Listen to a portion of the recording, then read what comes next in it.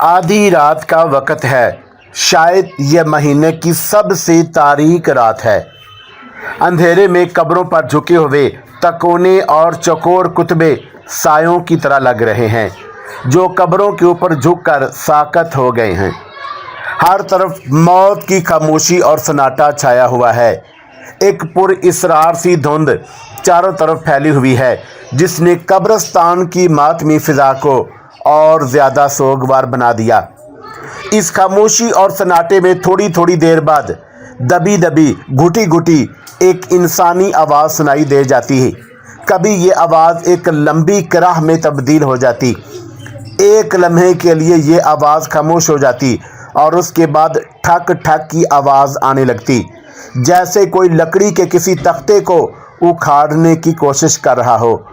कब्रिस्तान की ये पुरइसरार खामोशी में ये रोंगटे खड़े कर देने वाली आवाज़ एक कब्र के अंदर से आ रही है, और ये ताज़ा बनी हुई कब्र है। अस्सलामु अलैकुम दोस्तों, पेश खिदमत है अफरीती हॉरर स्टोरी एपिसोड नंबर 12। मेरे खामंद पर हमारे दुश्मनों ने जादू कर दिया है। वो गुमसुम घर में बैठा रहता था, ना किसी से बात करता था, ना किसी को पहचानता था। उसे मैंने एक अमल को दिखाया। उसने मुझे कहा कि शहर के किसी कब्रिस्तान में आधी रात के वक़्त अपने खामद को ले जाकर किसी पुरानी कब्र के पास बिठा दो और एक मंत्र पढ़ते हुए उसके गिर्द 7 चक्कर लगाओ। वो बिल्कुल ठीक हो जाएगा। मैं खामद की मोहब्बत में दीवानी हो रही थी। आज रात उसे कब्रिस्तान में ले आई। उसे एक पुरानी कब्र के पास बिठाकर आमल का बताया हुआ मंत्र पढ़ते हुए उसके गिर्द 7 चक्कर लगाए तो मेरा खामद एक चीख मारकर ज़मीन से 10 गज ऊपर को उछला और कब्र के ऊपर गिरकर उसके अंदर धंस गया। मैं रोती पीटती उसकी मदद के लिए लपकी तो देखा कि कब्र के अंदर मेरे खामद के सारे जिस्म से सांप लिपटे हुए थे और वो चीख चीख कर कह रहा था, जमीला मुझे यहाँ से निकालो, मैं मर जाऊँगा। मैं उसको निकालने के लिए बड़ी तो 6-7 सांप फुंकारते हुए मुझ पर हमला करने के लिए लपके। मैं डर कर पीछे हट गई। मैंने 3-4 मरतबा अपने खामद को निकालने की कोशिश की, लेकिन हर बार सांप कब्र से उछल उछल कर मुझे डसने के लिए लपकते रहे। मेरे खामद ने चीख कर कहा, जमीला जल्दी से किसी आमल को बुला कर लाओ, ये काले जादू के सांप हैं, ये तुझे भी मार डालेंगे। और मैं अपने खामद को इसी हालत में छोड़कर बारिश के तूफ़ान में आपके मकान की तरफ दौड़ पड़ी, क्योंकि मुझे मालूम था कि आप एक नेक दिल आमल हैं और इस मकान में रहते हैं और दुखी लोगों के काम आते रहते हैं। ये कहकर औरत ने जमशेद के आगे हाथ जोड़ दिए और बोली, खुदा के वास्ते मेरी मदद करें और मेरे साथ चलकर मेरे खामद को उस मुसीबत से निजात दिलाएं। मैं सारी ज़िंदगी आपका एहसान ना भुला सकूंगी। जमशेद के दिल पर उस मुसीबत ज़दा औरत की आहोज़ारी का बड़ा असर हुआ। उसने कहा, बीबी घबराओ नहीं, मैं तुम्हारे साथ चलता हूँ। जमशेद ने खिड़की में से सर बाहर निकाल कर देखा, बारिश रुक चुकी थी। उसने उसी वक्त औरत को साथ लिया और मकान को ताला लगाकर उसके साथ सर्द रात की तारीकी में चल पड़ा। काफ़ी आगे जाकर उस औरत से पूछा, बीबी तुम्हारा खामद किस कब्रिस्तान में पड़ा है? औरत ने बाएं जानब इशारा किया और बोली, वो सामने दरख्तों के पास जो कब्रिस्तान है, वहाँ एक कब्र के गड्ढे में गिरा था। जमशेद एक लम्हे के लिए सोच में पड़ गया। औरत ने आतिश परस्तों के कब्रिस्तान की तरफ इशारा किया था। उसने औरत से पूछा, बीबी ये तो आतिश परस्तों का कब्रिस्तान है और एक अरसे से वीरान पड़ा है, तुम अपने खामद को लेकर मुसलमानों के कब्रिस्तान में क्यों नहीं गई? नौजवान औरत ने जवाब दिया, जिस आमल ने मुझे काले जादू के उतार का चिल्ला बताया था, उसने ख़ास तौर पर इसी कब्रिस्तान में जाने के लिए कहा था। उसके बाद उसने रोना शुरू कर दिया। रोते रोते बोली, मुझे क्या खबर थी कि इस कब्रिस्तान में मौत मेरे खामद का इंतज़ार कर रही है। جمشید کے دل میں اس وقت اس مصیبت زدہ عورت کی مدد کرنے کے جذبے کے سوا دوسرا کوئی خیال نہیں تھا، لیکن جب وہ اجنبی عورت کے ساتھ رات کی تاریک سناٹے میں آتش پرستوں کے ویران قبرستان کی چار دیواری میں داخل ہوا تو اسے اچانک آرتی کے الفاظ یاد آ گئے۔ آرتی نے اسے جاتے وقت کہا تھا، اپنے آباء و اجداد کے قبرستان کی چار دیواری میں داخل ہونے کی غلطی کبھی نہ کرنا۔ جمشید ان الفاظ کو یاد کر کے وہیں رک گیا اور عورت سے کہنے لگا، بی بی، میں تمہیں کالے جادو کا ایک منتر بتاتا ہوں۔ تمہارا خاوند جس قبر میں گرا ہوا ہے اس قبر پر جا کر یہ منتر پڑھ کر پھونک دینا، تمہارا خاوند زندہ سلامت باہر آ جائے گا۔ عورت ہاتھ جوڑ کر دارو قطار رونے اور جمشید کی منتیں کرنے لگی، خدا کے لیے آپ منتر پڑھ کر پھونکیں، میں آپ کے پاؤں پڑتی ہوں۔ اور عورت جمشید کے پاؤں پر گر پڑی۔ جمشید جلدی سے پیچھے ہٹ گیا اور بولا، یہ کیا کرتی ہو بی بی، مجھے گنہگار نہ کرو، جیسے میں نے کہا ہے ویسا کرو، میں تمہیں منتر بتائے دیتا ہوں، تمہیں کچھ نہیں ہوگا۔ مگر عورت تو جمشید کے پاؤں میں لوٹنے لگی اور پھر لوٹتے لوٹتے کھڑی ہو گئی اور اس کا قد ایک دم 10-15 گز لمبا ہو گیا اور اس کا چہرہ بھیانک ہو گیا۔ اس نے ایک خوفناک چیخ مار کر جمشید کو ایک قبر کی طرف دھکا دیا جو وہاں سے بمشکل 10 فٹ کے فاصلے پر تھی۔ جمشید قبر کے اوپر گرنے ہی والا تھا کہ کسی غیبی طاقت نے اسے نیچے سے سہارا دے کر اوپر اٹھا لیا اور پھر اتنی زور سے اوپر کو اچھالا کہ جمشید قبرستان کی دیوار کے پاس آ کر گرا۔ اس نے جلدی سے اٹھ کر بھیانک شکل والی عورت کی طرف دیکھا۔ وہ عورت قبر کے پاس کھڑی دونوں بازو پھیلائے حلق سے دہشت ناک آوازیں نکال رہی تھی جیسے کسی شدید اذیت میں مبتلا ہو۔ پھر اچانک ایک سایہ سا اس کے جسم سے نکل کر قبرستان کی طرف بڑھا اور قبروں کے اوپر پھیلی ہوئی تاریکی میں غائب ہو گیا۔ سائے کے جدا ہوتے ہی عورت بھی غائب ہو گئی۔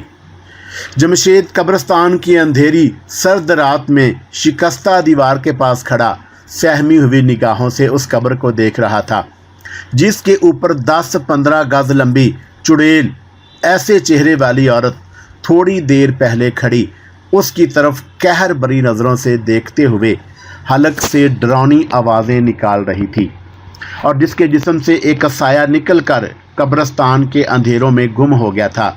تب سب کچھ جمشید کی سمجھ میں آ گیا۔ یہ سایہ وہی تھا جس کو اس نے شام کے وقت اپنے مکان کے دالان میں ایک طرف سے دوسری طرف جاتے دیکھا تھا۔ وہ سمجھ گیا کہ یہ عفریتی ڈائن کی بھیجی ہوئی کسی بدروح کا سایہ ہے جو مصیبت زدہ عورت کے روپ میں اس کے پاس آیا تھا اور انتہائی مکاری کے ساتھ اسے بہلا پھسلا کر قبرستان نستور جادوگر کی قبر کے پاس لے آیا تھا۔ جمشید نے اس قبر کو بھی پہچان لیا تھا۔ یہ وہی نستور جادوگر کی قبر تھی جس میں بیٹھ کر اس نے عفریتی ڈائن کو قابو کرنے کا ادھورا چلہ کیا تھا۔ جمشید فوراً قبرستان کی چار دیواری سے باہر نکل آیا۔ اب وہ بے حد محتاط ہو گیا تھا۔ اس نے اپنی آنکھوں سے دیکھ لیا تھا ایک بدروح کا سایہ اس کا پیچھا ہی نہیں کر رہا بلکہ اسے ہلاک کرنے کی کوشش کر رہا ہے۔ یہ منحوس سایہ عفریتی ڈائن ہی اس کے پیچھے لگا سکتی تھی۔ وہ گھر جا کر کافی دیر غور کرتا رہا۔ آخر اس نے فیصلہ کیا کہ وہ اپنے گھر سے بہت کم باہر نکلے گا اور جو حاجت مند اس کے پاس تعویذ وغیرہ کروانے آتے ہیں ان سے ہوشیار رہے گا اور کسی کے ساتھ کہیں نہیں جائے گا۔ آرتی کا دیا ہوا کالا موتی اس کے گلے میں تعویذ کی شکل میں موجود تھا مگر اب اسے اس پر بھی زیادہ بھروسہ نہیں رہا تھا۔ اسے جو کچھ کرنا تھا اب خود ہی کرنا تھا اور وہ سوائے احتیاط برتنے کے اور کچھ کر بھی نہیں سکتا تھا۔ وہ دن میں صرف 1-1.5 گھنٹہ حاجت مندوں کو جائز تعویذ وغیرہ لکھ کر دیتا اور اس کے بعد سودا سلف خریدنے بھی بازار نہ جاتا۔ اس نے ایک عبدل نام کا لڑکا نوکر رکھ لیا تھا جو اس کے گھر کے سارے کام کر دیتا۔ ادھر عفریتی ڈائن بھی غافل نہیں تھی۔ اس کا اسیبی سایہ جب جمشید کو قبر کے پاس لانے میں ناکام ہو گیا تو اس نے فوراً اپنے غار میں اسے بلایا اور غضبناک آواز میں کہا، تم نے میرا حکم پورا نہیں کیا، اگر آئندہ تم اسی طرح ناکام ہو گئے تو میں تمہیں موت کی وادی کے اندھیروں میں تحلیل کر دوں گی۔ سایہ خاموش تھا، مگر اس نے سر جھکا دیا جیسے کہہ رہا ہو آئندہ ایسا نہیں ہوگا۔ عفریتی ڈائن بولی، جاؤ، اب جب تک میں خود انسانوں کی دنیا میں جا کر اپنے دشمن کا خون نہیں کرتی، تم اسے بار بار کربناک موت کی اذیت میں مبتلا کر دو۔ سائے نے سر جھکایا اور غائب ہو گیا۔ جمشید اب گھر سے بہت کم نکلتا تھا۔ انتہائی ضرورت کے وقت وہ بازار جاتا اور پھر واپس آ جاتا۔ عفریتی ڈائن کا اسیبی سایہ برابر اس کی نگرانی کر رہا تھا اور ایک خاص وقت کے انتظار میں تھا۔ اسیبی سائے کو معلوم تھا کہ 2 روز بعد شام کے وقت ایک آدمی خودکشی کرنے کے لیے شہر کی سب سے اونچی عمارت پر سے چھلانگ لگانے والا ہے۔ گنہگار بدروحوں کو انسانوں کے گناہ گار خیالات کا پتہ چل جاتا ہے اور خودکشی کرنا حرام ہے اور سب سے بڑا گناہ ہے۔ آخر 2 دن گزر گئے۔ شام کے وقت جمشید اپنی بیٹھک میں کتاب پڑھ رہا تھا کہ اسیبی سایہ اس کے پیچھے دیوار میں سے نکلا اور جمشید کے جسم کو چھو کر غائب ہو گیا۔ اس نے جمشید کے دماغ میں شہر کی سب سے اونچی عمارت کی طرف جانے کا خیال پیدا کر دیا تھا۔ دوسرے ہی لمحے جمشید کے دل میں سیر کرنے کی خواہش پیدا ہوئی۔ وہ بھول گیا کہ اسے احتیاط سے کام لینا ہے اور اس کا دشمن اس کو تباہ کرنے کے لیے اس کے پیچھے لگا ہوا ہے۔ اس لمحے جمشید کے دل میں گھر سے باہر نکل کر شہر کی سب سے بلند عمارت کے سبز پلاٹ میں سیر کرنے کے علاوہ اور کوئی خیال نہیں تھا۔ چنانچہ اس نے کتاب بند کی اور نوکر عبدل سے کہا، میں ذرا سیر کرنے جا رہا ہوں، 1 گھنٹے تک واپس آتا ہوں۔ مکان سے نکل کر وہ واپس بس اسٹاپ پر آیا، بس پکڑی، اس شاہراہ پر اتر گیا جہاں شہر کی سب سے اونچی عمارت واقع تھی۔ عمارت کے ارد گرد ایک بڑا خوبصورت باغیچہ تھا۔ کچھ بچے وہاں کھیل رہے تھے۔ جمشید ایک خالی بینچ پر بیٹھ کر کھیلتے ہوئے بچوں کو دیکھنے لگا۔ کھلی تازہ ہوا نے اس کے ذہن کو تر و تازہ کر دیا تھا۔ اتنے میں ایک آدمی پر اس کی نظر پڑی۔ یہ آدمی پریشان لگ رہا تھا۔ وہ ادھر ادھر دیکھ رہا تھا۔ جمشید اسے خاموشی سے دیکھتا رہا۔ پھر وہ آدمی اس بینچ کی طرف آیا جس پر جمشید بیٹھا ہوا تھا۔ یہ آدمی اپنے گھریلو حالات کی وجہ سے پریشان تھا اور بلند عمارت سے کود کر خودکشی کرنے کی نیت سے آیا تھا۔ وہ جمشید کے قریب ہی بینچ پر بیٹھ گیا اور بلند و بالا عمارت کو اوپر والی منزل کو سر اٹھا کر دیکھنے لگا۔ جمشید کو کچھ پتہ نہیں تھا کہ یہ آدمی تھوڑی دیر بعد بلند عمارت سے کود کر مر جائے گا۔ وہ معصوم بچوں کو کھیلتے ہوئے دیکھ رہا تھا کہ اچانک اسے محسوس ہوا کہ وہ دھند کی ایک لہر بن کر بینچ پر بیٹھے ہوئے آدمی کے جسم میں داخل ہو گیا ہے۔ اس آدمی کے جسم میں داخل ہوتے ہی جمشید اپنا آپ بھول گیا۔ وہ اس خودکشی کرنے والے آدمی کے جسم بن گیا اور اس کا دماغ بن گیا۔ وہ اسی طرح سوچنے اور محسوس کرنے لگا جس طرح وہ آدمی سوچ رہا تھا۔ اس کے محسوسات اور احساسات خودکشی کرنے والے آدمی کے احساسات بن گئے۔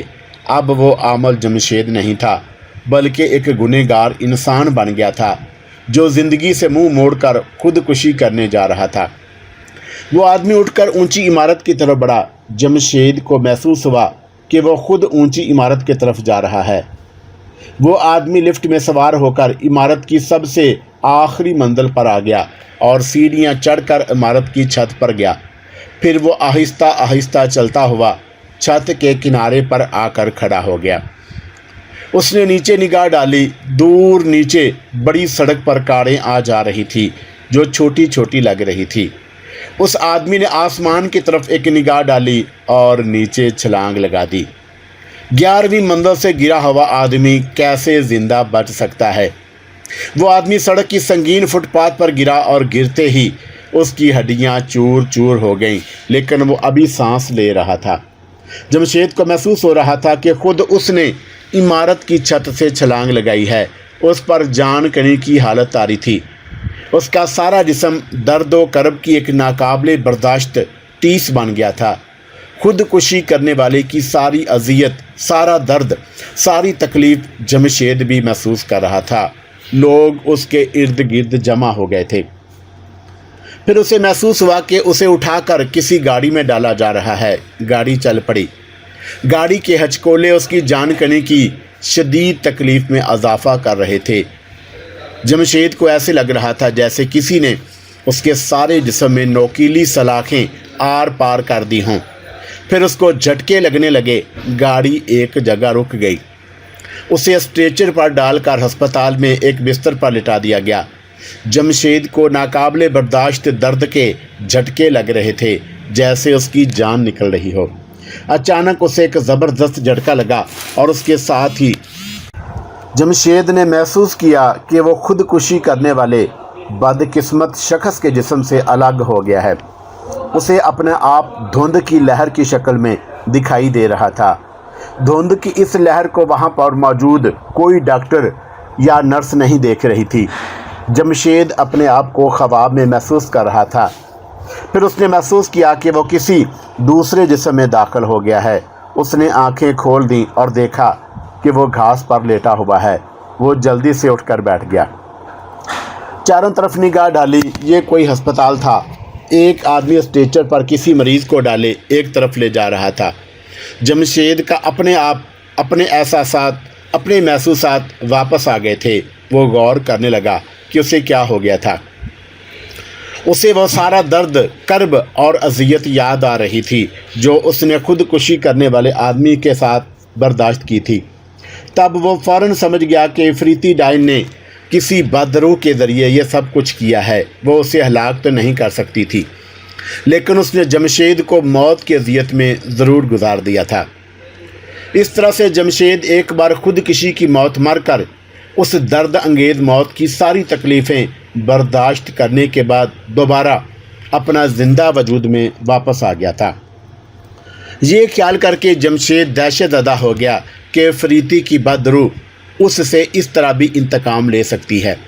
اس کا مطلب تھا کہ وہ جمشید کو ہر مرنے والے کے ساتھ مار کر اسے بار بار موت کی اذیت سے گزارے گی۔ وہ گھبرا کر وہاں سے اٹھا اور اپنے گھر آ گیا۔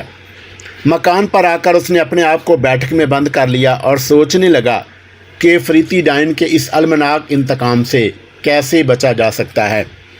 جس وقت عفریتی ڈائن کے کالے منتر کا اسیبی سایہ اس پر حملہ کرتا تھا تو جمشید اس کے آگے بے بس ہو جاتا تھا۔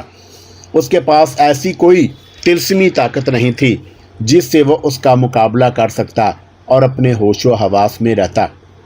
اسے تو پتہ بھی نہیں چلا تھا اور دھند کی ایک پتلی لہر میں تبدیل ہو کر خودکشی کرنے والے آدمی کے جسم میں داخل ہو کر اس کے جسم کا ایک حصہ بن گیا تھا اور اسی کی طرح سوچنے لگا تھا۔ جمشید آتش پرستوں کے قبیلے سے تعلق رکھتا تھا۔ اگرچہ زیر زمین گنہگار روحوں کو عذاب میں مبتلا دیکھ کر اگنی دیوتا پر سے اس کا اعتقاد اٹھ گیا تھا اور وہ ایک عظیم ربی طاقت کا قائل ہو گیا تھا جس کا کوئی شریک نہیں، لیکن اس کے باوجود اس پر ابھی تک آتش پرستوں کے مشرکانہ خیالات کے اثرات باقی تھے۔ چنانچہ اسے پھر خیال آ گیا۔ وہ یہی سمجھ رہا تھا کہ اس وقت آرتی ہی اسے آسیبی سائی کے عذاب سے نجات دلا سکتی ہے، مگر آرتی انسانوں کی دنیا سے دور زیر زمین شیطانی دنیا میں رہ رہی تھی اور اپنے جنم کا آخری چکر پورا کیے بغیر انسانوں کی دنیا میں جمشید سے ملنے نہیں آ سکتی تھی۔ اسی لمحے جمشید نے محسوس کیا کہ وہ دشمنوں سے بھری ہوئی دنیا میں بے یار و مددگار اکیلا رہ گیا ہے۔ دشمن چاروں طرف سے اس پر وار کر رہے ہیں اور اسے بچانے والا کوئی نہیں ہے۔ اسے اپنے وہ گھنونے گناہ یاد آنے لگے جو اس نے جادو کے ٹونے کی وجہ سے اس سے سرزد ہو چکے تھے۔ اگرچہ وہ آئندہ گناہ سے توبہ کر چکا تھا، مگر اس کے پچھلے گناہ اذیت ناک کانٹے بن کر اس کے ضمیر کو آلودہ کر رہے تھے۔ نستور جادوگر کی بدروح کو معلوم ہو گیا تھا کہ اس کا دشمن عامل جمشید اگرچہ مرا نہیں، لیکن وہ ایک دردناک موت کی ساری اذیت ایک بار برداشت کر چکا ہے، اور عفریتی ڈائن اپنے اسیبی سائے کی مدد سے جمشید کو اب ایک بار پھر کسی انتہائی تکلیف دہ مرحلے میں سے گزارنے کی تیاریاں کر رہی ہے۔ وہ اسی وقت افریتی ڈائن کے غار میں پہنچ گیا۔ لمبی گردن والی افریتی ڈائن کی گردن میں پھانسی کا پھندا اسی طرح لٹک رہا تھا۔ اس نے نستور جادوگر کو دیکھا تو اپنی لمبی گردن پر ہاتھ پھیر کر بولی، نستور، میں نے تمہارے اور اپنے دشمن کو ایک بار مار ڈالا ہے، اب اسے دوسری بار مارنے والی ہوں۔ میں اسے ہر بار ایسی موت ماروں گی کہ جس کی تکلیف اس کی برداشت سے باہر ہوگی۔ زندگی میں تو اسے ایک بار ہی مرنا تھا، مگر میں اسے بار بار ماروں گی۔ اور افریتی ڈائن نے ایک ڈراؤنا کہکا لگایا۔